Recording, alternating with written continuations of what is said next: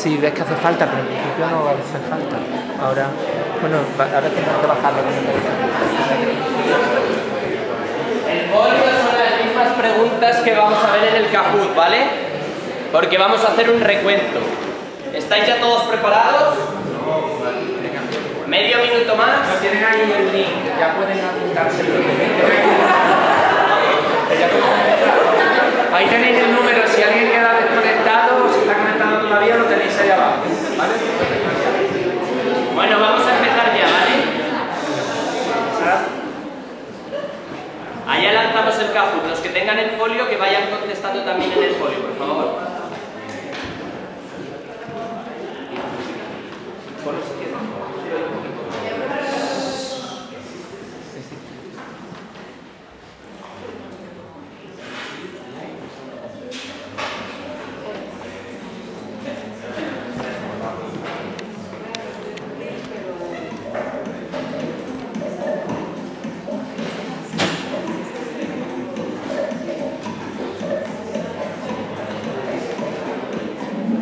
Tiempo, 49 respuestas y vamos a ver lo que ha salido.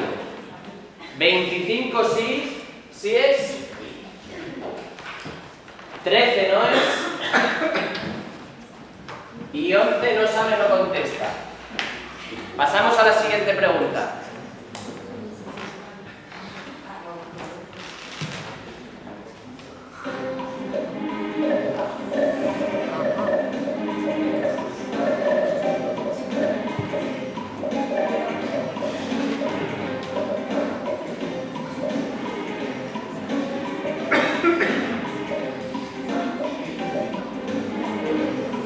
Segundos, 1, tiempo. 54 respuestas esta vez.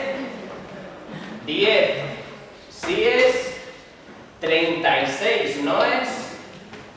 Y 8 no sabe, no contesta. ¿Preparados para la siguiente? Vamos con la penúltima pregunta.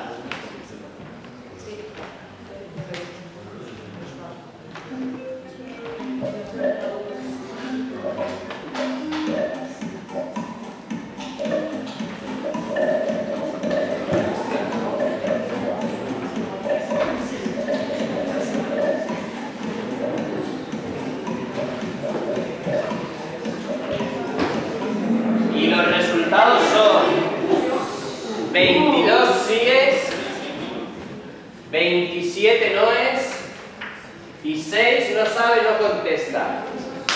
¿Preparados para la última pregunta?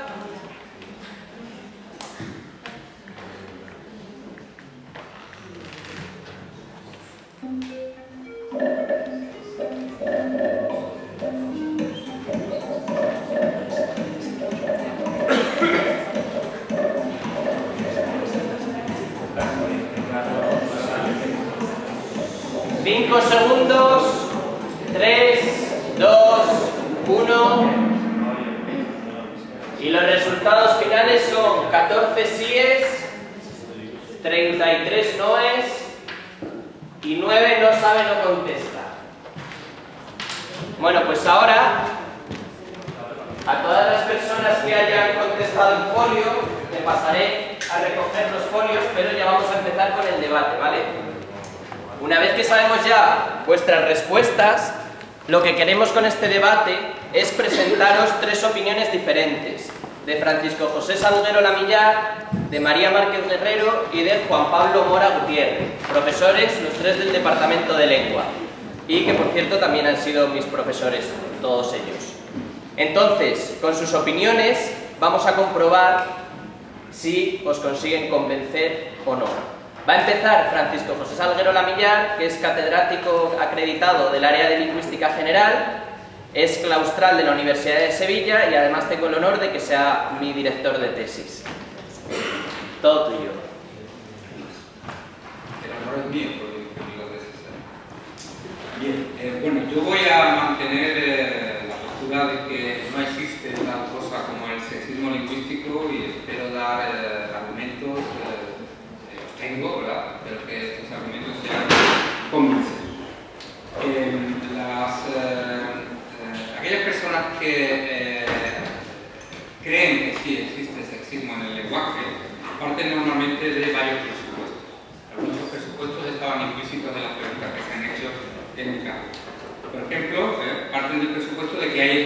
expresiones lingüísticas que son sexistas per se, por sí mismas. También de que el uso de las expresiones sexistas de una lengua cualquiera es causa del comportamiento sexista, ya sea machista o homófobo, de los hablantes de esa lengua. Un tercer presupuesto del que parten los que creen que existe sexismo en el lenguaje es que el uso del denominado masculino genérico, en el caso del español, en nombres colectivos, tanto en singular como en plural, invisibiliza a las mujeres, las relega o las menosprecia. Y finalmente también creen que corregir este uso reeducando a los hablantes contribuye a erradicar el sexismo de la sociedad. Yo niego todos esos presupuestos.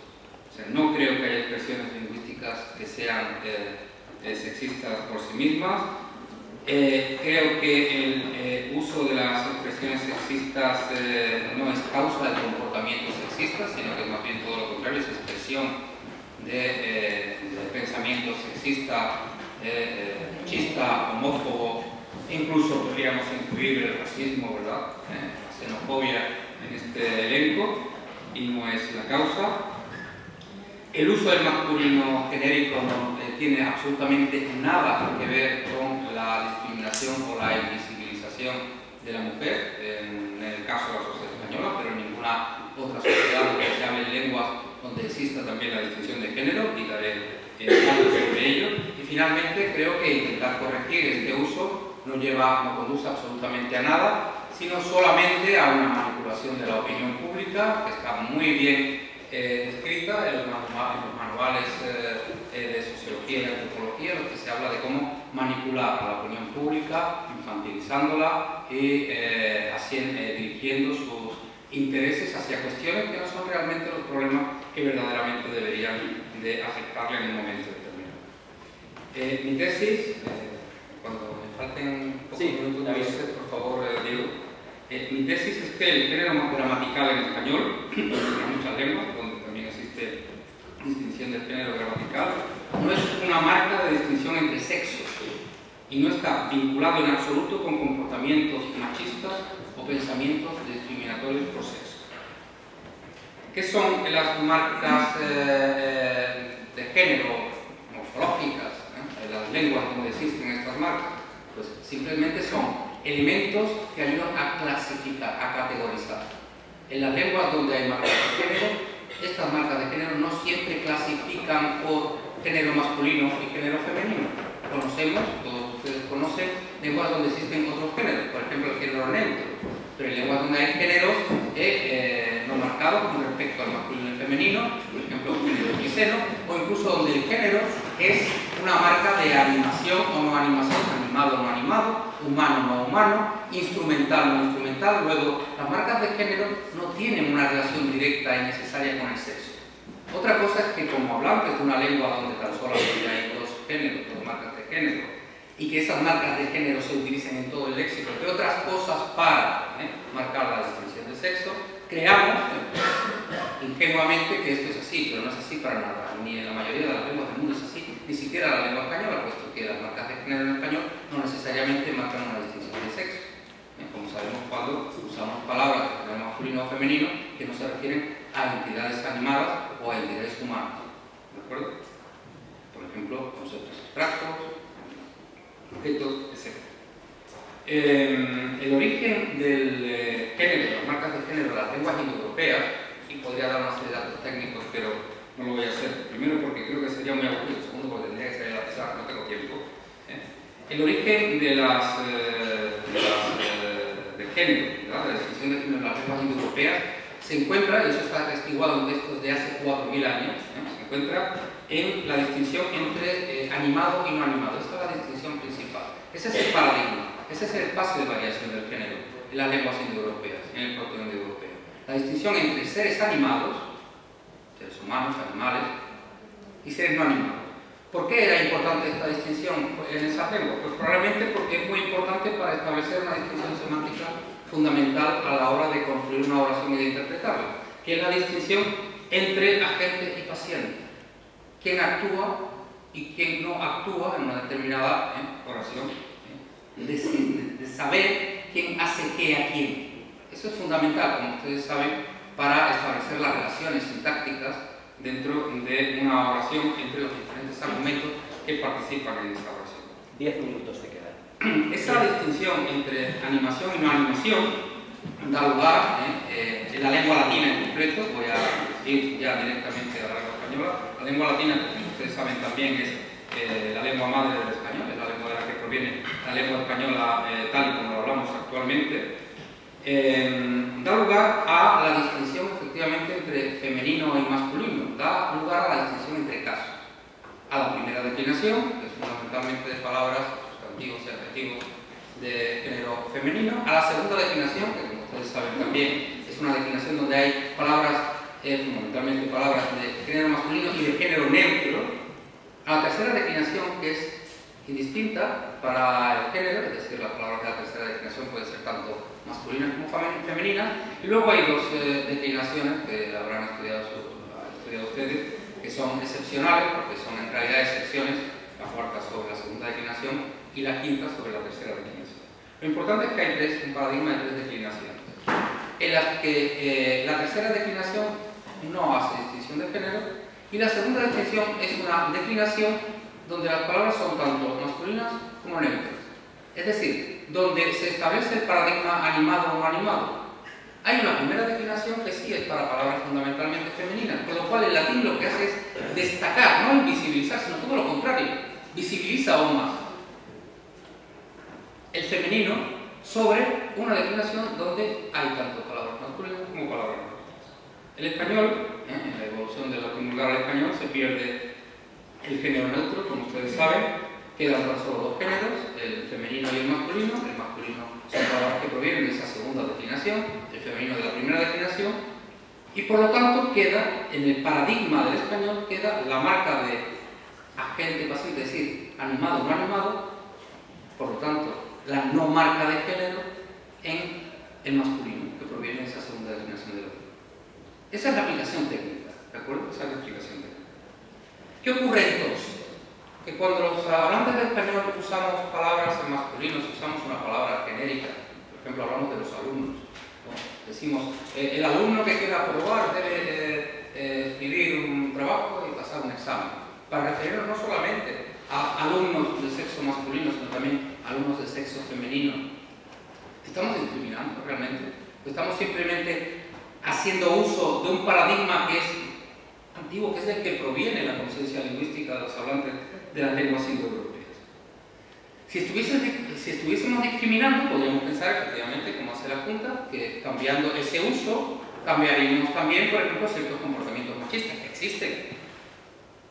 No niego que existan comportamientos machistas u homófobos, faltaría más, eso es evidente que los hay. Pero esto no es así, porque si fuese tan fácil, entonces en aquellas lenguas donde no hay distinción de género, no habría posibilidad de un comportamiento machista. ¿A quién se le va a ocurrir ser machista en una lengua que no distingue entre género masculino y femenino? Como por ejemplo el turco, como por ejemplo el quechua, donde no hay distinción de género. Por lo tanto, la cultura turca, la sociedad turca, la sociedad quechua deberían ser prototipos de sociedades no sexistas y sinceramente, por lo tanto que tengo, no lo son. ¿Y si en vez de usar un masculino genérico cuando hablamos de un colectivo donde hay tanto individuos de sexo masculino como de sexo femenino, usásemos un femenino genérico, como proponen ahora algunos hablantes de español, contra lo que es el sistema de la lengua, que ya hemos visto de dónde proviene, por cierto? Pero bueno, 5 minutos. ¿Qué ocurriría entonces? Tendríamos también una sociedad en la que se visibilizara más a la mujer. Por ejemplo, el árabe clásico usa para los colectivos el femenino plural, el femenino genérico. Evidentemente la cultura árabe es una cultura que visibiliza muchísimo a la mujer. Todos sabemos cuánto la visibiliza, hasta el punto de taparla. Es evidente que no hay una relación. No hay una relación de causa-efecto. Ni siquiera hay una relación, digamos, ideológica. Sin embargo, sí hay ideología tras los intentos de cambiar la forma de hablar de la lengua. Hay ideología y hay manipulación. Remarcar ciertos usos lingüísticos. para achacar pensamientos discriminatorios, machistas, sexistas, homófobos, xenófobos, racistas, a los hablantes del lenguaje, es desde mi punto de vista un error. Esos usos, evidentemente existen expresiones que son claramente discriminatorias en la lengua española, pero en cualquier lengua, tienen que ver no con el lenguaje, sino con la libertad de pensamiento y expresión de los hablantes. Tienen que ver con que los hablantes sean ellos mismos machistas, racistas, que tengan prejuicios, ni más ni menos. Las lenguas son herramientas de comunicación, herramientas muy poderosas, y podemos comunicar en ellas cualquier pensamiento, buenos pensamientos, malos pensamientos, pensamientos verdaderos, pensamientos falsos, pensamientos correctos, pensamientos incorrectos. Esa es la verdad. Tengo aquí una cita que no es por conocida deja de ser magnífica, me da tiempo a... las conclusiones. Una cita que nos va a llevar a un asunto que creo que podré tratar al final, cuando se establezca el debate, que es el asunto de la manipulación, que es una cita muy conocida, pero muy divertida, y creo que ilustra muy bien lo que quiero decir. Es una cita de Alicia a través del espejo, de Lewis Carroll, y es el famoso diálogo entre Alicia y Humpty Dumpty, el huevo que está sentado en el muro. Dice Humpty Dumpty: pero en fin, como estaba diciendo, me parece que está bien hecha la resta, aunque por supuesto no he tenido tiempo de examinarla debidamente. Pero en todo caso, lo que demuestra es que hay 364 días para recibir regalos de incumpleaños. Desde luego, asintió Alicia. Y solo uno para regalos de cumpleaños. Ya ves, te has cubierto de gloria. No sé qué es lo que quiere decir con eso de la gloria, observó Alicia. Humpty Dumpty sonrió despectivamente. Pues claro que no, y no lo sabrás hasta que te lo diga yo. Quiere decir que ahí te he dado con un argumento que te ha dejado bien aplastado. Pero gloria no significa un argumento que deja bien aplastado, objetó Alicia. Cuando yo uso una palabra, insistió Humpty Dumpty con un tono de voz más bien desdeñoso, quiere decir lo que yo quiero que diga, ni más ni menos. La cuestión, insistió Alicia, es si se puede hacer que las palabras signifiquen tantas cosas diferentes. La cuestión, zanjó Humpty Dumpty, es saber quién es el que manda. Eso es todo. Saber quién es el que manda, quién manipula. Eso es todo. Ahí está la cuestión. Pues así termina. Por favor, un fuerte aplauso para el profesor Castro.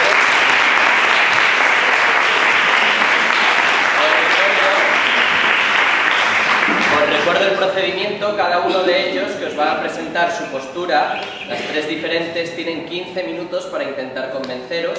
Y tendremos después 20 minutos para que les podáis hacer preguntas y para que ellos también tengan turno de réplica.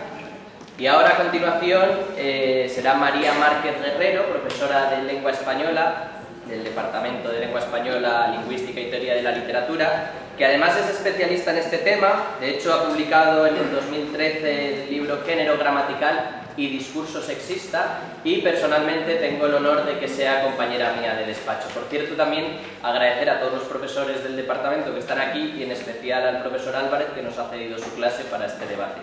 Así que María, 15 minutos, todos tuyos.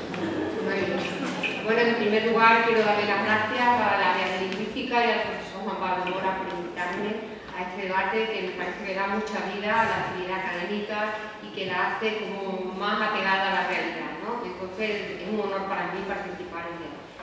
Por aquí veo a algunas alumnas mías muy queridas y a algunos alumnos que reconozco, y bueno, pues a todos ellos que están aquí presentes y a todos mis alumnos de los años anteriores me gustaría dedicarles esta intervención mía. Bueno, por las respuestas que habéis dado a la pregunta, se podría decir que lo tengo ya todo perdido y que mi compañero Fran es el ganador por excelencia de todo esto. ¿Por qué pensáis que el masculino genérico en general no es sexista? Porque creéis además que los cambios en el uso del lenguaje no pueden contribuir, digo en general, ¿vale? La mayoría, a cambiar la realidad, en fin. Pero como me gustan muchísimo las causas perdidas, yo voy a defender la posición contraria de mi compañero, al que admiro y respeto muchísimo. Bien, me vais a permitir que altere el orden de las respuestas, ¿vale? Simplemente por una cuestión, porque me resulta más fácil para mi posición, ¿eh?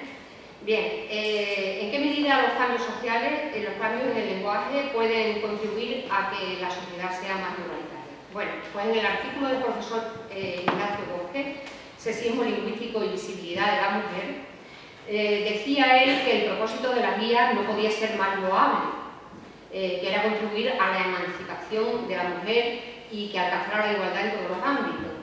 Pero, sin embargo, decía, intuyo que somos muchos y muchas los que pensamos que la verdadera lucha por la igualdad consiste en tratar de que ésta se extienda por completo en las prácticas sociales y en la mentalidad de los ciudadanos. No creemos que tenga sentido forzar las estructuras lingüísticas para que constituyan un espejo de la realidad. Es la misma dirección que ha seguido nuestro compañero, mi compañero profesor Salguero. Hay una verdadera lucha, que es la que dice el profesor Bosque y también el profesor Salguero, que es la igualdad que ha de conseguirse socialmente y a través de medidas políticas, económicas, sociales, etc. Y hay otra lucha que parece ser que no es verdadera, porque por unos presupuestos lingüísticos entendemos que si hay una verdadera lucha y se opone a otra, la otra no tiene sentido, que es cambiar la lengua para que constituya un espejo de la realidad. En estas palabras hay un prejuicio básico que me parece importante y que afecta a la relación entre la lengua, el pensamiento y la realidad. Y me refiero concretamente a la pretendida independencia de la lengua con respecto al mundo que representa. Ignacio Bosque diría que refleja. Bueno, hace mucho tiempo ya que sabemos que la lengua no solamente refleja la realidad, no solamente la representa, sino que es una forma de acción, teoría de los actos que todos conocemos aquí, y hace más tiempo todavía podemos remontarnos a Platón y a Kant, en que sabemos que la realidad con mayúscula no es que no exista, sino que nosotros podemos percibirla solamente a través de nuestros esquemas sensoriales, perceptivos y nuestros esquemas cognitivos, ¿vale? Que están íntimamente relacionados con las estructuras lingüísticas. Por tanto, de algún modo se puede decir, apoyándonos en la ciencia, que somos nosotros los que construimos, en cierta medida, la mínima realidad en la que vivimos. Bien, de ahí que no exista tal independencia entre la lengua y la realidad, salvo que efectivamente existe como supuesto metodológico. Podemos aislar la lengua de la realidad y eso nos permite asirla, describirla, analizarla con profundidad. Pero eso es una oposición metodológica, no corresponde a la realidad. Entre la realidad y la lengua existe una relación de interdependencia. Si cambia la realidad, la lengua tenderá a cambiar para adaptarse a ella. Y si cambia la lengua, forzosamente cambia por lo menos una parcela de la realidad, que es la que tiene que ver con los sistemas de representación simbólica, a través de los cuales no solamente describimos la realidad, sino que también la construimos. Bueno, aparte de este malentendido hay otro, y quiero pasar rápido sobre él, que es considerar que la lengua en sí misma, ha dicho el profesor Salguero, estas expresiones sexistas, estas expresiones que se denuncian no son sexistas en sí mismas. En sí misma es muy importante, porque indica un punto de vista del estudio de la lengua que es inmanente, claro, en sí mismo. Hay una idea de que una cosa es la lengua y otra cosa es el habla, y ciertamente son dos puntos de vista diferentes para acercarnos a un hecho único, que es el hablar. Entonces, si lengua y habla es una oposición metodológica, no tiene ningún sentido seguir planteándonos si hay sexismo en la lengua o si hay sexismo en el uso. Si lo hay, yo quiero decir que si lo hay, tendremos que hacerlo desde una perspectiva pragmática, desde una perspectiva discursiva, porque el ámbito en el que se despliega el género es en el discurso. Si nos acogemos a las definiciones, digamos, más académicas, más rigurosas, más inmanentes, hacen de la concordancia la piedra angular en la definición del género. Pues bien, la concordancia supone la anáfora, y la anáfora supone una referencia a la realidad o a la situación de la enunciación. No se puede estudiar el género fuera de la realidad. Es imposible. Tenemos que meternos dentro. Por tanto, a la pregunta de si cambia la lengua, podemos contribuir a la realidad. Si cambia la lengua en un sentido hacia la igualación o hacia la no discriminación, si es que existe tal discriminación, si cambiara la lengua en esa dirección de la no discriminación, necesariamente la realidad cambiaría en esa misma dirección. No, porque la lengua es realidad. Bien. Y yo creo que existe el sexismo discursivo y que además tiene una presencia abrumadora en nuestros días, en el presente. Esta es la respuesta a la primera pregunta, ¿vale? Pensemos, y vamos a pasar rápido por cosas que yo creo que ya conocemos todos. Vamos a pasar rápidamente pues, a mencionar, por ejemplo, los duales aparentes, esas parejas en las que las formas femeninas tienen homónimos masculinos que significan algo diferente y que implican un fuerte sexismo porque las femeninas están cargadas de un contenido degradante. Hombre público, mujer pública, zorro, zorra, jefe, jefa, sargento, sargenta, podemos seguir mucho tiempo así. Duales aparentes. Fórmulas de tratamiento. Vamos a pensar en la alternancia señora-señorita. No tiene correlato, el término señorita no tiene correlato en el masculino con el mismo significado. Joven ocioso y con un nivel económico alto, no tiene nada que ver con mujer soltera, ni con el tratamiento de respeto que se da a las profesoras, a las maestras y a ciertas mujeres que desempeñan servicios como dependientes, etc. ¿Vale?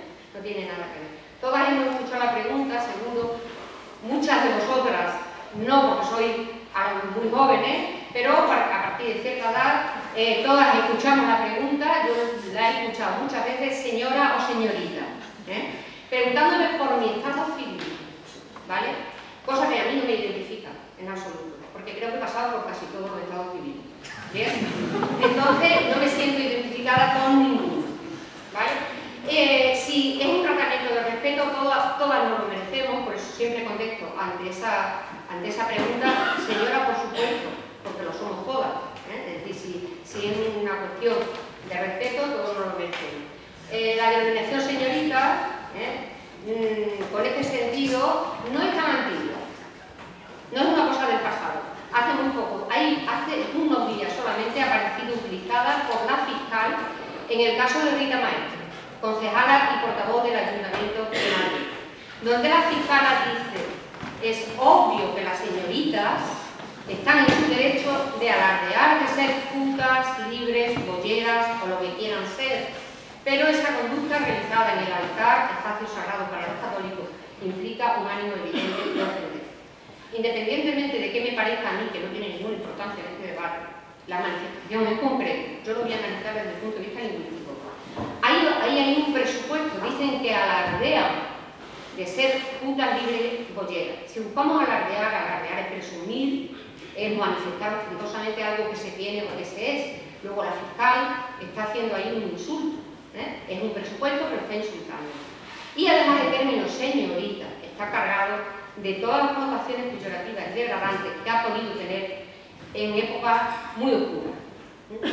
Bien, lógicamente las chicas de la manifestación llevaban en sus cuerpos estos nombres, no los llevaban como rótulos identificadores, sino como citas. Y aquí nuestra profesora Méndez podría darnos una auténtica lección entre la diferencia que hay entre una mención, ¿vale?, una cita, y en este caso la cita se refería a la tradición de cómo la Iglesia ha podido, o siente en ella que ha podido tratar a la mujer libre, fuerte, dueña de su sexo, etc. Bien, pasando al tema de señorita. Llamamos a los hombres con fórmulas como señor presidente o su apellido, y a las mujeres por sus nombres, Cristina Fernández de Kirchner. O muy a menudo con diminutivos y el artículo, la cospe. 5 minutos. El Rajoy, madre mía.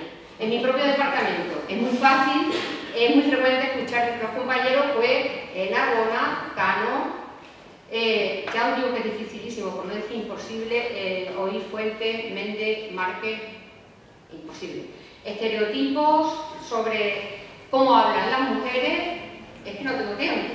Entonces creo que voy a ir a decir, vamos a ver, estereotipos de la mujer como un ser débil, frágil, vulnerable, necesitado de protección. No me refiero a la publicidad, me estoy refiriendo a manifestaciones discursivas. Y os remito rápidamente a la de Arias Cañete en su debate con Valenciano para las elecciones europeas, que dijo: el debate entre un hombre y una mujer es complicado, se hace un abuso de superioridad intelectual, parece que eres un machista que está acorralando a una mujer indefensa. Volvemos otra vez a los presupuestos. un abuso de superioridad intelectual es imposible abusar de lo que no se tiene. Por tanto, ya los hombres están manifestándose como superiores intelectualmente a nosotros. Y no pueden, con un comportamiento benevolente, muchas gracias, señor Cañete, no pueden abusar de esa superioridad intelectual porque las mujeres nos sentiríamos indefensas y acorraladas. Todo esto el día después del debate en el que Valenciano demostró una superioridad intelectual abrumadora sobre él. Más allá, decía Ariel Cañete, con todas las provocaciones de la señora Valenciano, si soy yo mismo, me temo, porque entraría a matar. Bien, no voy a hablar de los refranes que son una incitación a la violencia de género, ¿vale? No voy a hablar de los vacíos léxicos, por ejemplo, cuál es el correlativo de hombría, de caballerosidad o el equivalente masculino de ninfómana, ¿vale? Yo no voy a hablar de esto porque quiero que lo sabéis, pero vamos a un plano académico. La RAE, el diccionario de la Real Academia. ¿Cómo se define o no hoy? 1. Cualidad moral que lleva al cumplimiento de los propios deberes, respecto del prójimo y de uno mismo, perfecto.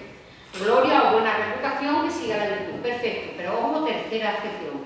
Resulta que el cumplimiento de los propios deberes y la buena reputación que siga la virtud, en el caso de la tercera acepción, hace referencia a la honestidad y el recato en las mujeres. Tercera acepción de honor. Honestidad y recato en las mujeres. Se nos puede decir que los diccionarios lo único que hacen es reflejar lo que los hablantes utilizan. Pero entonces, de verdad, yo pregunto, ¿alguien hoy día utiliza el término honor para referirse a la honestidad y el recato en las mujeres? Creo que me diríais que no abrumadoramente. Entonces yo pregunto, ¿por qué la Academia no lo marca como desusado? No lo marca como desusado. Bien, ha costado una lucha intensísima y muy larga que se reconociera el término feminicidio. Yo me siento feliz porque por fin, antes de este debate, me metí, digo, vamos a ver feminicidio, y estaba en el diccionario de la Real Academia. Por fin hay una palabra para designar a esta auténtica pandemia de asesinatos de mujeres, no como violencia doméstica, como algo que ocurre en la intimidad, como algo que ocurre en un ámbito en el que lo único determinante son las relaciones personales o el sexo, no, como algo determinado socioculturalmente, como una cuestión de sexo construido socialmente, que es el género, que también le cae mal a la Real Academia, eso del género. Bien, ha cambiado bastante la realidad y ha afectado la vida de las mujeres, afortunadamente. El propio García Meseguer, que no es sospechoso de machismo en absoluto, hablaba de que, comillas, con la incorporación de la mujer al trabajo han surgido espontáneamente muchas formas femeninas específicas. ¿Qué os parece esa expresión de García Meseguer y que es de uso absolutamente general de la incorporación de la mujer al trabajo? ¿De verdad creéis que nos hemos incorporado hace poco al trabajo? Resulta que llevamos siglos desempeñando funciones de una relevancia social y económica de primer orden, que eso sí, no han sido reconocidas, no tienen derecho ni tienen remuneración. Luego García Meseguer, pues con un lazo, lógicamente inconsciente, porque él no es una persona machista, ha hecho una metonimia y ha reducido el concepto de trabajo, del todo trabajo, al trabajo remunerado, con lo cual ha conseguido invisibilizar el trabajo doméstico, es decir, que dentro del concepto de trabajo no queden sus labores. Últimas conclusiones. Bien, pues me queda, lo siento mucho, pero es que me queda deciros, voy a entrar en el masculino, ¿esto es la conclusión ya? El masculino.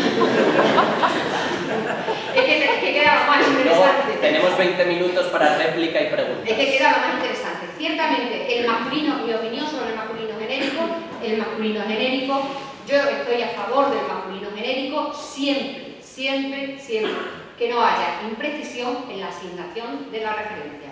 Por supuesto, comparto con mi compañero que es el género no marcado y, por tanto, capaz de hacer una referencia global. Es lo que conocemos, vosotras, mis alumnas, vosotros, mis alumnos, veis que me estoy dirigiendo a vosotros con ellos y ellas porque estáis delante, en un discurso directivo, donde predomina la función conativa. Si yo en la plataforma subo, los alumnos tendrán que entregarme los trabajos antes de junio, le voy a decir los alumnos y las alumnas. No, es un discurso referencial. Pero si yo me dirijo a vosotros y estáis delante, digo mis alumnos y mis alumnos. Bien, entonces, cuando está clara cuál es la asignación en la referencia, no hay ningún problema. Ahora bien, siempre pongo el mismo ejemplo porque me parece iluminador. ¿Cuál es el ejemplo? Después de la Revolución Francesa, la Asamblea Nacional declaró los derechos del hombre y del ciudadano. En ese entorno aparentemente universal, ni hombre ni ciudadano eran auténticos genéricos. Solamente hace falta decir que las mujeres no votábamos siquiera. Por tanto, ¿qué es lo que ha ocurrido? Lo que ha ocurrido es, bueno, Pauline de Bourse, que es una mujer de aquella época, escritora y dramaturga, escribió la Declaración de los Derechos de la Mujer y de la Ciudadana y pasó por la guillotina rápidamente, ¿vale? Bien, entonces, ¿qué es lo que ocurre? Que se ha identificado al conjunto de los varones con el ser humano, porque cuando en un enunciado pretendidamente universal como es ese, yo estoy utilizando un masculino y estoy haciendo referencia exclusivamente a varones, la obligación es especificar, porque las mujeres no estábamos ahí incluidas. Si usamos el masculino genérico, tiene que ser un auténtico genérico. Las mujeres tenemos que estar incluidas. Si no estamos incluidas, eso es un falso genérico. Por tanto, yo estoy en contra del abuso de ese masculino. Siento mucho no tener más tiempo porque... Un fuerte aplauso para María, por favor.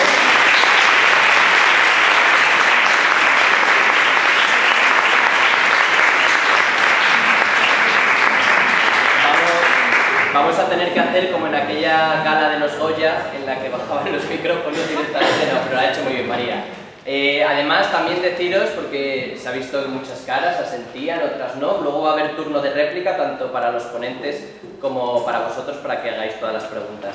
Y ahora ya es el turno del último ponente, Juan Pablo Mora Gutiérrez, es profesor titular del área de lingüística, del Departamento de Lengua Española, Lingüística y Teoría de la Literatura, y como muchos sabéis, actualmente, desde los últimos tiempos, es un defensor nato de la innovación educativa, en concreto con el Flipped Learning, que en español se ha traducido como las clases al revés, y personalmente he tenido el honor de que haya sido mi tutor de TFM. Así que, Juan Pablo, todo tuyo, 15 minutos. Bueno, ya he sido y sigo siendo, ¿no? Perdonad, yo lo tengo más difícil aún que María, porque yo sostengo la opinión más minoritaria que hay ahí de que el masculino genérico es realmente un reflejo claro del sexismo, ¿no?, que existe en nuestra sociedad. Yo voy a intentar dar mis argumentos para defenderlo. Voy a empezar, me pongo de pie porque no sé estar sentado en clase y normalmente tampoco sé estar quieto, pero intentaré estar lo más quieto posible y intentar decir las ideas básicas que quiero decir. Voy a empezar haciendo referencia al discurso de una compañera nuestra de aquí de la Universidad de Sevilla, de la Facultad de Derecho, que además está ahora mismo en Florencia, en el Instituto de Estudios Europeos, y el viernes pasado ella dio una charla sobre el estado de la mujer en la Unión Europea y en el mundo. Os la he recomendado, si entráis en la página web de la facultad y veis el anuncio de esta charla, ahí aparece el vídeo y aparece el texto, y os recomiendo que la veáis. Simplemente la idea central de esa ponencia es que la cuestión de la mujer no está resuelta. Pensamos que ya tenemos igualdad, porque tenemos leyes que garantizan que existe, pero la realidad, y toda mujer que está aquí supongo que estará de acuerdo, es que existe todavía una gran desigualdad y una gran discriminación y subordinación de la mujer respecto a los varones y a la sociedad, y esa subordinación, esa desigualdad, esa opresión, la llama mi compañera Ruth, tiene 5 caras, y estas son ideas de Iris Young, una filósofa norteamericana, y las 5 caras de la opresión, y a todos nos sonarán familiares, y algunas se han mencionado ya aquí en la magnífica intervención de mi compañera María Márquez, son la violencia. Hay mucha violencia y la gran mayoría de esa violencia que se sucede en el ámbito doméstico tiene una dirección, la de los varones a las mujeres. Existe mucha explotación, lo ha puesto de manifiesto mi compañera María Márquez cuando ha hablado del trabajo que han hecho tradicionalmente las mujeres. No ha sido reconocido y sigue sin estar reconocido. Podéis mirar datos en la conferencia de Rubio. El tercer punto es la marginalización. muchas mujeres, especialmente si son mujeres solteras con hijos y si son inmigrantes, se ven marginadas en la sociedad. Si son además de otra minoría, pues doblemente marginadas. La cuarta opresión que existe todavía en nuestra sociedad es, no sé cómo llamarlo, pero lo contrario del empoderamiento, el desempoderamiento o la falta de poder o la falta... Y esa es quizás la más obvia. Si uno mira dónde está el poder en la sociedad, mira quién forma parte de las élites que nos gobiernan, que nos dirigen como títeres muchas veces, veréis que la proporción entre hombres y mujeres pues no hay. Entonces, bueno, aquí empiezas a mirar números de catedráticos de universidad, números de directores de departamento, rectores en las universidades españolas, académicos en la Real Academia, en el gobierno, vamos, es que no tiene... Y eso todavía en el ámbito público hay un montón de leyes que están intentando conseguir la paridad y la igualdad, pero si va uno al ámbito de las empresas, del mercado, que es el que sabéis ahora mismo que es el que manda y el que lo dirige todo por detrás, ahí veréis que los números son realmente... la diferencia es estratosférica. Si miráis el número de mujeres que tienen cargos directivos o son en las grandes empresas, veréis que es realmente mínimo. La más importante, bueno, estas cuatro caras de la opresión son interesantes. La que más nos interesa a nosotros en este debate es la quinta, es la opresión que tiene que ver con el imperialismo cultural. Es lo que ha mencionado antes mi compañero también Media Márquez, es lo que ha negado Francisco Salguero. Está claro que la visión que tenemos en nuestra sociedad y lo que existe en nuestra sociedad desde el punto de vista cultural, social, y eso está reflejado muy bien en el lenguaje. Y en mi opinión, aunque de esto no estoy seguro, no tengo tanta seguridad como María, porque para poder tener esta seguridad tendría que resolver el debate que llevamos con más de 2000 años de cuál es la relación entre el pensamiento y el lenguaje y qué dirección hay, si de alguna manera el lenguaje solo refleja la realidad o también ayuda a cambiar el pensamiento y cambiar la realidad. Ahí yo no lo tengo tan claro, porque realmente no tenemos realmente ninguna evidencia así con seguridad. Hay dos posiciones ahí, la verdad no lo tengo tan claro, pero lo que sí tengo claro es que nuestro lenguaje refleja ese... yo lo podemos llamar el androcentrismo que existe en la sociedad, ¿vale? Y lo refleja de muchas maneras. El masculino genérico es simplemente una de ellas. María Márquez ha mencionado otras muchas. Bajo esa visión que está reflejada en el lenguaje, las mujeres quedan invisibles, en ningún momento quedan visibilizadas. Eso es un argumento que tenía Moreno Cabrera hace muchos años en su libro de curso de lingüística general, que él mismo hoy día ya no lo sostendría, que decía que claro, como una mujer puede elegir denominarse a sí misma como abogada o abogado, estaba en ventaja con respecto a los varones porque tenía los dos términos a los que... Eso simplemente se ve la realidad y la verdad ese argumento no se sostiene. Ya que Moreno Cabrera no lo sigue manteniendo.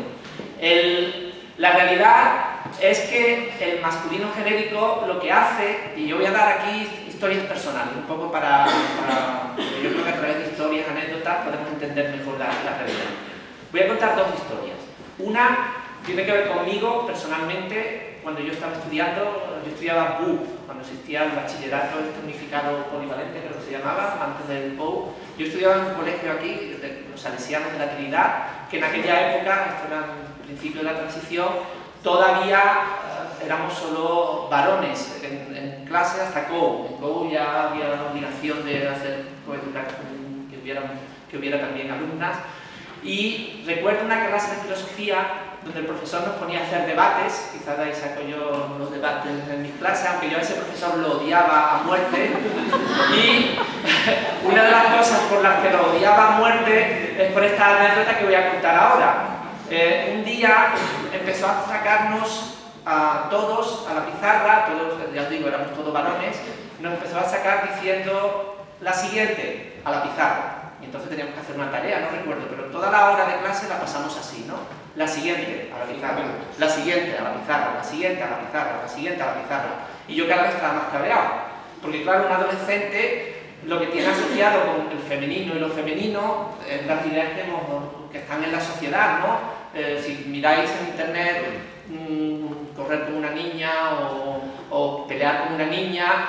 Pasa un momento desde la infancia hasta la adolescencia que todos esos términos de lo que hacen las niñas es algo muy negativo y sigue estando ahí, ¿vale? Y sigue siendo perpetuado por el lenguaje. Entonces él por primera vez estaba usando conmigo el femenino y yo estaba muy cabreado, porque yo no toleraba que se usara conmigo el femenino, ¿vale? Cuando terminó la clase, él dijo, sí, lo que estaba diciendo es la siguiente persona, ¿vale? Yo estaba usando un genérico. Y yo digo, pues tiene razón, estaba usando un genérico, pero a mí me sentó realmente mal que usaran un femenino conmigo, ¿vale? Porque era algo a lo que yo personalmente no estaba acostumbrado. Y voy a hacer una referencia aquí, que creo que es el punto más importante y central en esto de la diferencia entre un femenino genérico como persona, es que el femenino genérico persona siempre es genérico, ¿vale? Y nunca hay una persona que se refiera únicamente a la mujer. Sin embargo, y este es el gran problema del masculino genérico, y el hecho de que lo hace más insoluble, si luego tengo más tiempo lo intentaré explicar. Pero tú tienes que cuando usas un masculino genérico, tienes al mismo tiempo los dos valores, el masculino como genérico, alumno como general para varones y mujeres, y tienes el específico que se refiere, y ahí es donde se ve esa visión del mundo. Y mi compañero Francisco Salguero ha dicho, uy, eso es inocente, eso es algo formal, eso es que nos viene, lo siento, pero no puede ser inocente. Y voy a dar el principal argumento que tengo.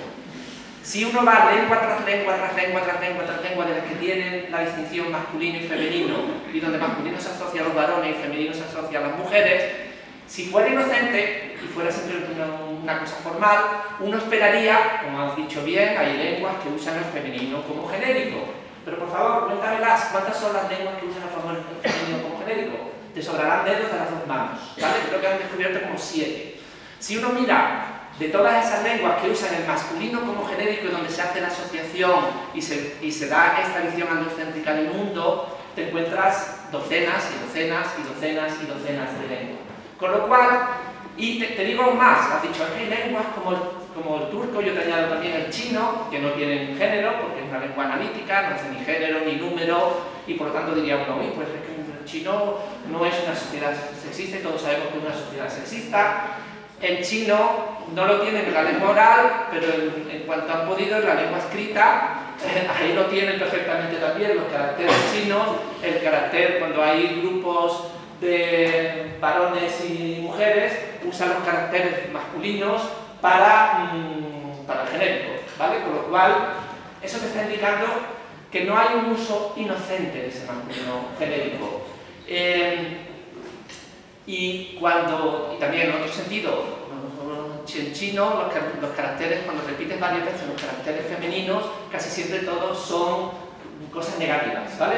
Igual que pasa en la sociedad, las palabras femeninas se cargan enseguida de connotaciones negativas. Y la última que podemos mencionar, feminista, movimiento feminista, mucha gente usa feminista como un insulto, ¿no? Y hay gente que ha acuñado, gente de la Real Academia, por cierto, que ha acuñado términos como feminazi y todo para desprestigiar a la mujer y para acallar su voz, porque eso es lo que hacen ¿cómo diría yo?, las sociedades así totalitarias y que quieren, pues eso está ahí reflejado en ese masculino genérico. Voy a terminar, la segunda anécdota tiene que ver con mi sobrina. Mi sobrina nació en 1993, creo que y yo en ese tiempo estaba obsesionado con esto del sexismo lingüístico porque yo opinaba como tú, pero con Douglas Hofstadter, un profesor de la Universidad de Indiana, él me convenció con todos los argumentos que hay de que estaba equivocado. Conté cuando mi hermana estaba embarazada, claro, que dice todo el mundo, oh, mi hermana va a tener un niño, todo el mundo contento, mi hermana va a tener un niño, va a tener un niño, va a tener un niño. Cuando nació el niño, que no era un niño, sino era una niña, ¿vale? Conté el primer día de su vida 22 referencias a esa niña con niño, ¿vale? Porque todavía seguimos diciendo niño, ¿vale? Pues niño está bien, niño, ¿vale? Entonces, esa sobrina mía se ha tenido que acostumbrar desde pequeñita a que el masculino se usa como normal, los varones son la norma, mientras que ella es algo, un bicho raro, algo marcado, es una desviación de lo que es ser humano y ser... Y eso está ahí reflejado en el lenguaje y está reflejado de una manera estructural y si la sociedad decide cambiarlo, no sé si sirve de nada. Yo no estoy a favor de la Junta de Andalucía de ponerlo como algo obligatorio. Sí me parece bien que haya políticas de coeducación y que se dé información y cada vez hay más gente, más maestros, más maestras que usan un lenguaje no sexista. ¿Que eso lleva a cambios lingüísticos en el sistema de la lengua? ¿Cambia? Compara el sistema lingüístico actual del español con lo que era el latín. Pues ha cambiado mucho y una de las cuestiones precisamente es la cuestión de género. Pues volverá a cambiar y no pasa nada, porque olvidamos, perdón, ya termino con esto, y es lo que suele, y yo intento decírselo a mis alumnos de primero, y no sé si lo consigo alguna vez, pero una cosa muy diferente es la lengua natural, la que usamos en el día a día, cotidianamente, y ahí no podemos escapar del masculino genérico, nadie puede escapar del masculino genérico, pero otra cosa es la lengua escrita, la lengua ya más formal, la que uno se prepara un discurso, una clase, ahí sí puede uno escapar fácilmente del masculino genérico y realmente no pasa absolutamente nada. Eso es lo que yo defiendo. Un fuerte aplauso para Juan Pablo.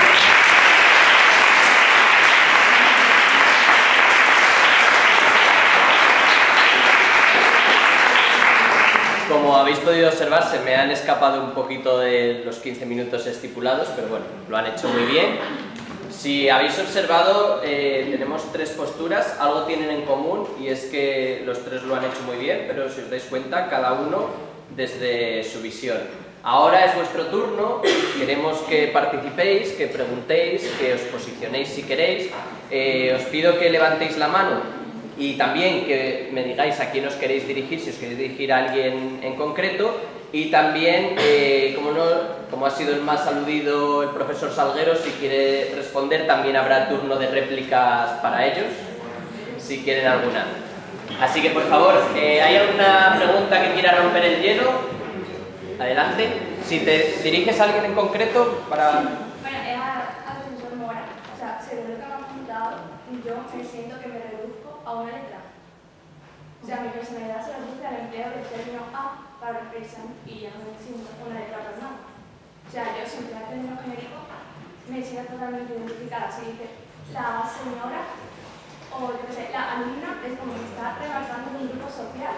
Yo no me tengo que sentir fuera de ese grupo social. No sé si me han entendido. Sí, no, Juan Pablo, contesta y luego pasamos a... Yo lo que estoy diciendo, yo no te estoy reduciendo a eso, yo lo que estoy diciendo es que el lenguaje tal como está configurado, ¿vale? Aunque mucha gente no lo ve, porque está metido en el lenguaje y entonces realmente no piensa sobre ello y lo que te estoy diciendo es que el lenguaje refleja una visión androcéntrica del mundo y de la sociedad. Sí. Aunque no te hayas dirigido a mí. A ver, en absoluto tú te reduces a una letra. Las mujeres no nos identificamos con el morfema de género femenino. Por cierto, que el género no se expresa solo por el morfema. La expresión de género se realiza a través de la concordancia en el discurso. Puede realizarse a través del artículo, por ejemplo, ¿no? La artista, ¿de acuerdo? Entonces, vamos a ver. Tú no te reduces en absoluto a una letra. Lo que ocurre es que solamente en el caso de los sustantivos con referencia personal, solamente en este caso, los sustantivos con referencia personal, y cuando están utilizados en un plano específico, no en un plano genérico, en ese caso solo, los hablantes, para utilizar un género, utilizamos como motivador esencial del género, el sexo.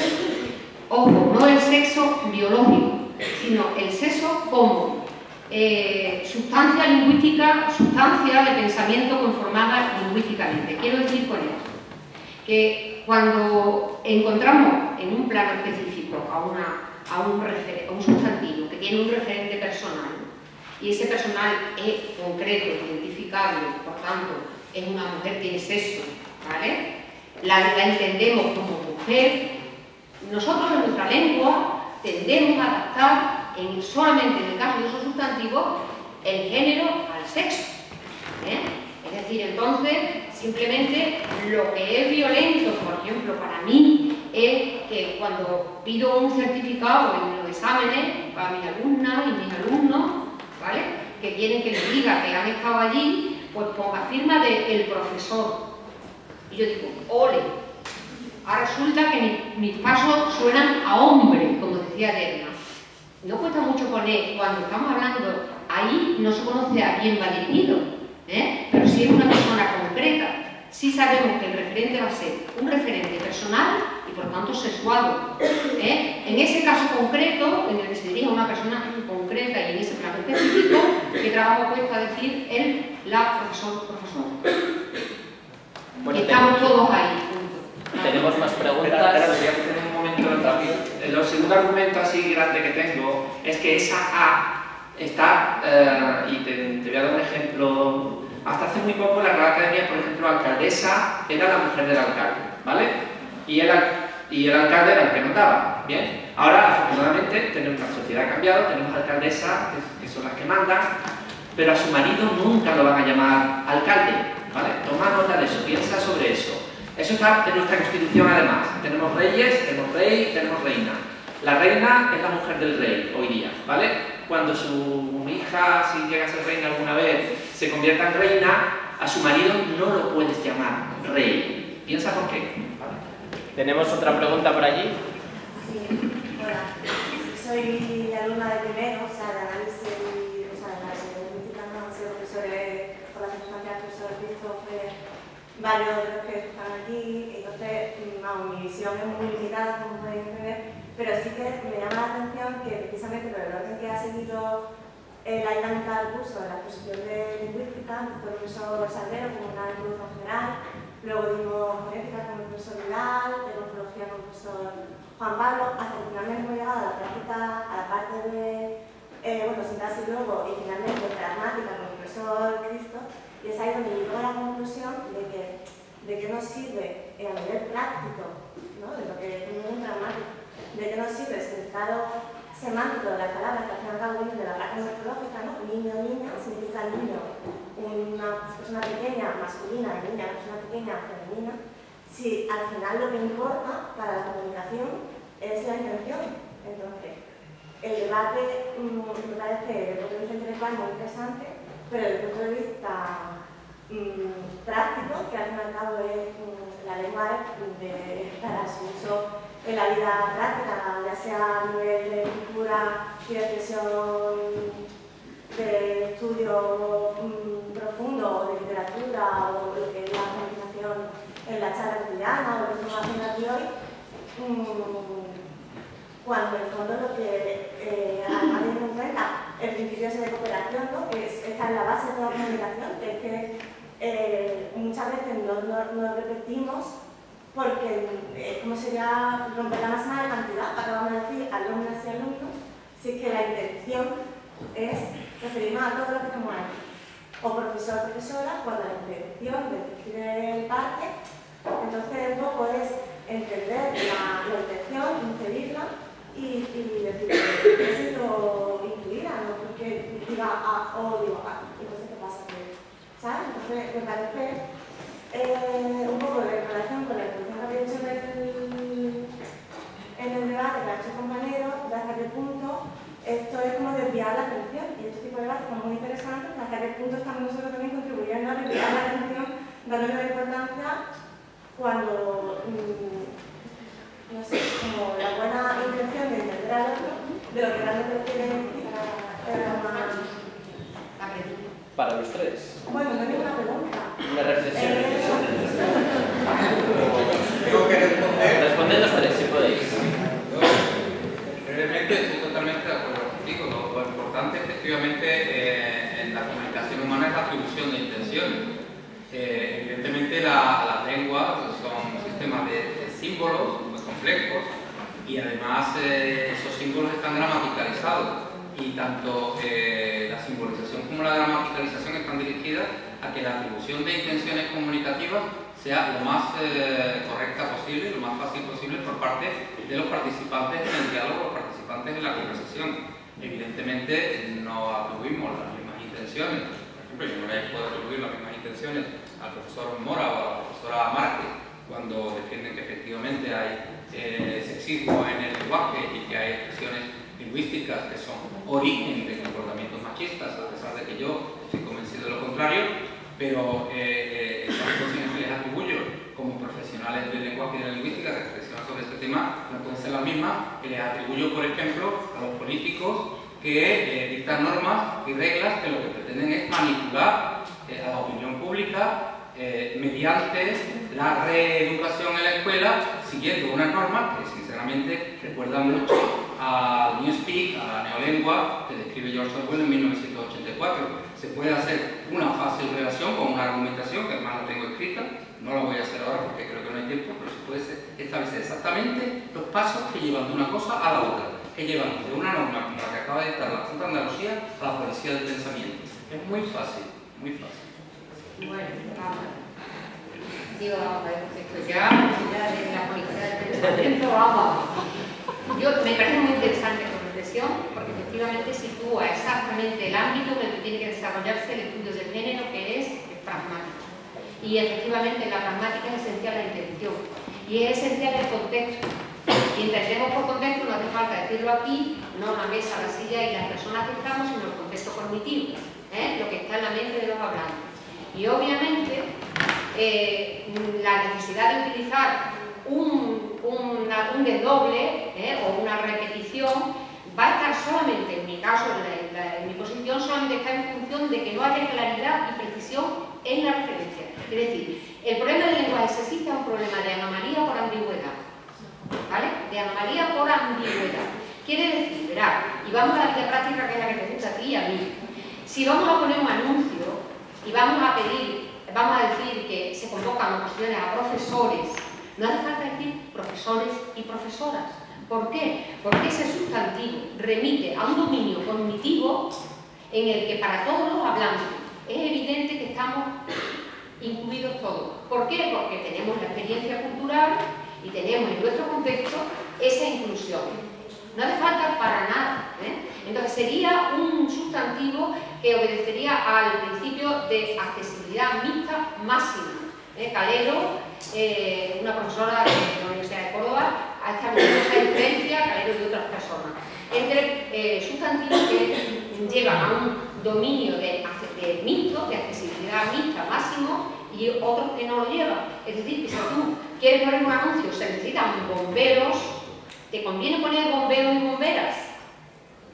¿Por qué te conviene poner bomberos y bomberas? Porque en ese caso concreto del sustantivo, el dominio cognitivo de los hablantes, vamos a interpretar que tú quieres a bomberos varones. Si a ti te interesa que también se presenten bomberas mujeres, te conviene precisarlo. No por nada, no estamos ante ningún... no va a ocurrir nada ni se va a romper la lengua. Se trata de que, igual que el principio de economía que tú has nombrado es muy importante y es básico en el sistema, igual de importante que la economía es la transparencia y la claridad en la asignación referencial. Entonces, ¿de qué depende? Justamente del dominio cognitivo. ¿Qué ocurre? Que entonces no podemos dar reglas, no podemos dar normas rígidas. A este respecto yo voy a decir una cosa: los medios de comunicación manipulan enormemente. Entonces yo he ido a buscar, he llamado por teléfono a la Consejería de Educación y he querido enterarme, después de leerme lo que me había mandado el profesor Juan Pablo Mora, me he leído lo que él me había mandado, especialmente la medida COP2, que es lo que nos interesa, y luego pues he llamado a la Junta y he hablado con la Consejería de Educación y me he interesado por esto. Y luego he ido también a artículos que él nos ha puesto y resulta que dice exactamente la Consejera de Educación que se trata, me han enviado toda la normativa que tienen detrás, es aburridísimo de leer. Bien, se trata, dice la consejera, de que esta iniciativa que ya aparecía en el primer plan, efectivamente, no es nada nuevo, solamente que se van a celebrar elecciones, ¿vale? Lo que está pasando es que se van a celebrar elecciones y entonces hay que sacar votos de donde sea, ¿no? Y hay ciertas fuerzas políticas que tienen en la cuestión de género una mina, ¿vale? Entonces volvemos a sacar las cuestiones de género. Volvemos a sacar las cuestiones de género y resulta que lo que dice es que puntualiza que esto que ahora se publica es lo mismo que en el plan primero y que se trata de impulsar y favorecer, que no obligar. Ojo, esto porque lo dice la consejera, porque el periodista o la periodista, y digo él, la periodista, porque no aparece firma, y entonces no hay firma visible, no sé quién es, le ha dicho, le ha preguntado: el plan que ha generado una gran controversia al obligar a los profesores a distinguir entre ambos sexos, o la prensa, ya se ha inventado la controversia, ya se ha inventado la polémica. Al día siguiente ya estaba Bosque, y desde aquí a nada tenemos a Pérez Reverte con el lobo machismo y a todas las parodias y las ridiculizaciones del lenguaje sexista. Esto sí que es una pérdida de tiempo. Esto sí que es una pérdida de tiempo. Esa parodia y esa ridiculización que hacen ciertos autores de lo que pretenden las guías, que me las he estudiado todas y que os digo de verdad que hay algunas que es un disparate. Una precisamente de la Consejería de Medio Ambiente, de la Junta de Andalucía, guía para el ecofeminismo medioambiental, ojo a la expresión, ecofeminismo medioambiental. Esta es un disparate horroroso, ¿vale? Falta de ortografía, falta sintáctica y luego, bueno, pues, en vez de decir no llores como mujer, lo que no ha sabido ganar como hombre, pues le dice la madre, no te preocupes, no llores porque todo tiene remedio, ¿vale? Tonterías semejantes se encuentran en algunas, porque todos los movimientos tienen fundamentalismo, generan su propio fundamentalismo, es decir, en todos los movimientos y vacilaciones, ¿no? Y errores, ¿no? Pero eso no quiere decir que no sea justificado, que se abogue por un uso no sexista de la lengua, ¿de acuerdo? Entonces, efectivamente, pragmático, dominio cognitivo, y eso significa imposibilidad, como había dicho Juan Pablo, imposibilidad de poner normas fijas, que ellos tampoco las quieren poner. Ojo, la normativa que está prevista, que en su día me dijo la consejera, se pondría en marcha, yo creo que cuando pasen las elecciones se les ha olvidado, esa normativa es la de la Universidad Civil, la que aparece en la guía de la Universidad Civil, es la que han elegido, ¿vale? Cerramos ahora con Juan Pablo la última pregunta, nos quedamos sin tiempo, brevemente. No, que yo quería destacar una cosa, ¿no? Que lo voy a decir sin pensarlo, claro, porque yo no lo pienso. Yo, por ejemplo, no soy ni machista, ni soy homófobo, ni nada de eso, ¿no? Porque mi madre es negra y a mí no me da cosa, por ejemplo, es negra. Porque yo creo que el tema del machismo, el lenguaje y todas las cosas, más que sea algo que esté unido al lenguaje, es algo que tú haces pasar, a ver si me explico. Que, por ejemplo, están los gays, ¿no? Que tienen un día para el día de los gays, ¿no? Yo, por ejemplo, estoy en contra de eso porque ellos mismos hacen ese día para hacer referencia a que no son diferentes.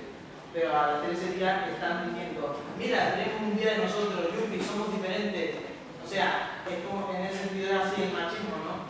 Yo creo que si una persona no destaca lo del machismo del lenguaje, del sexismo, yo creo que el destacarlo es lo que hace que tú mismo estés alimentando eso. Por ejemplo, lo que han dicho antes de la intencionalidad.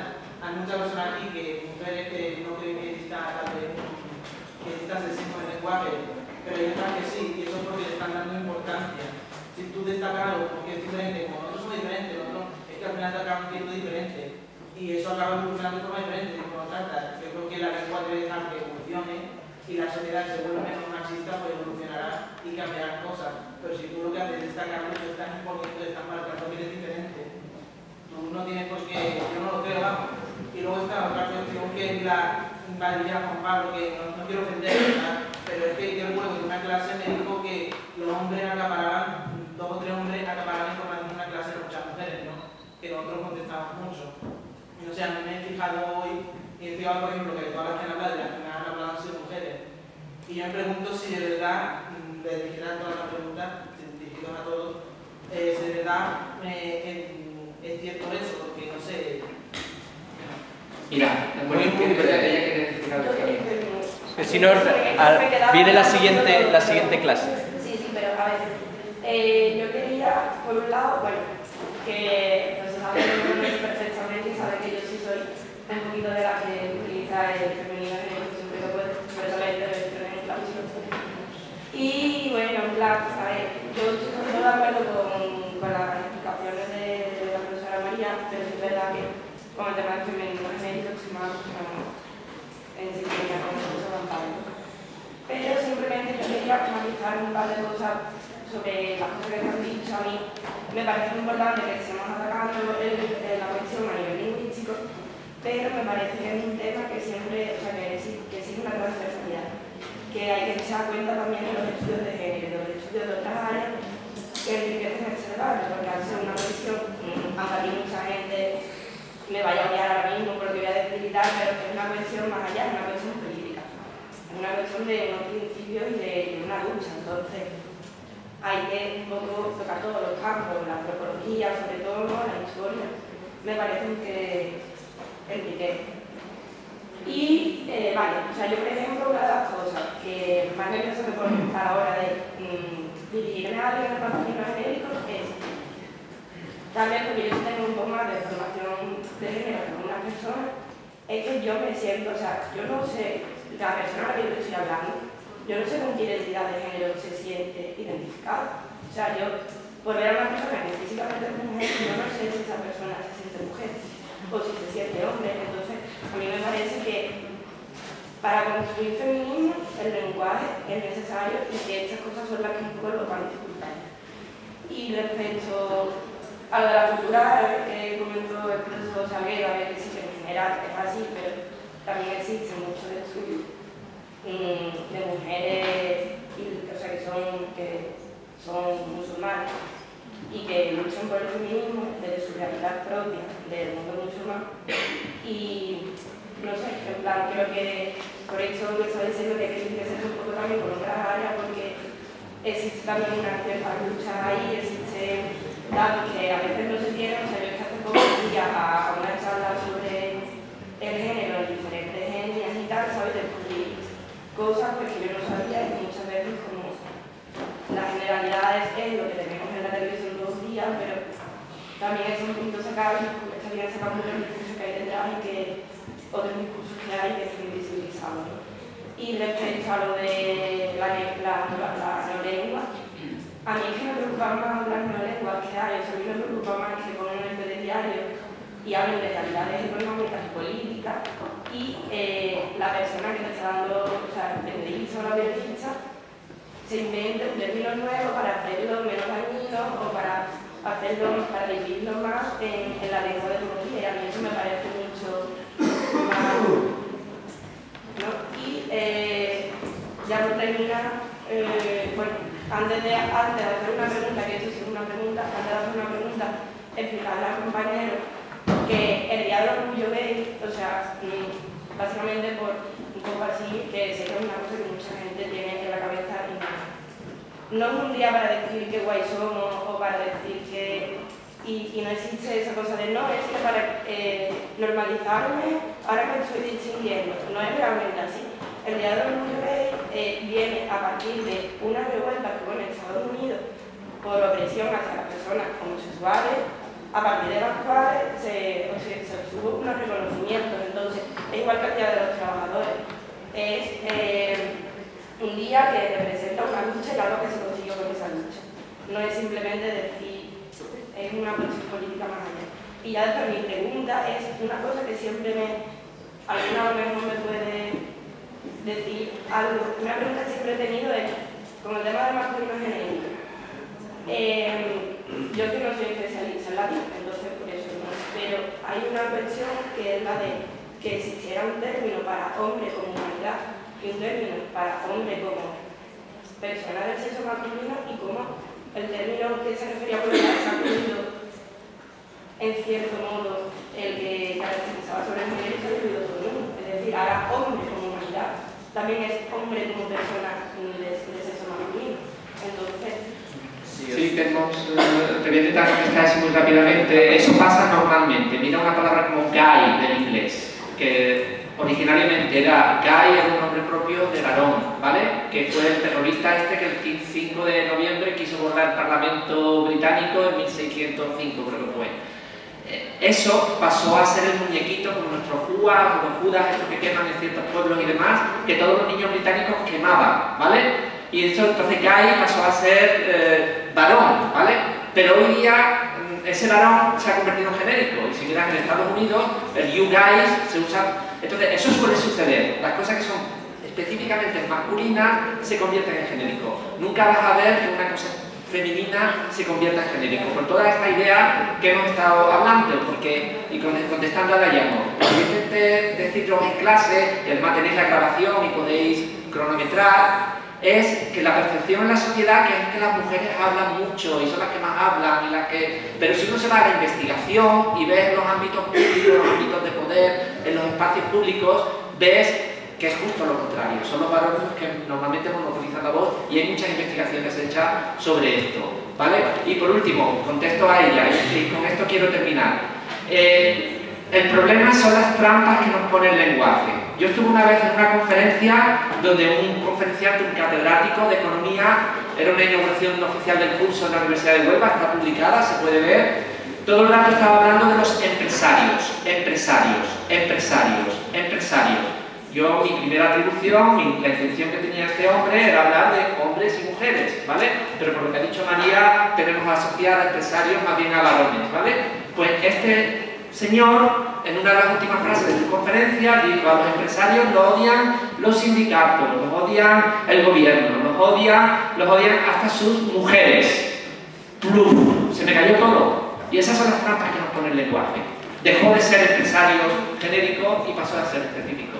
Y son esas cosas las que están en el sistema de la lengua de las que desgraciadamente no podemos escapar, ¿vale? Podemos intentar y tenemos que ser conscientes de ellas. Es lo único. Bueno, nos hemos ido ya de tiempo. Gracias a todos por asistir. Solo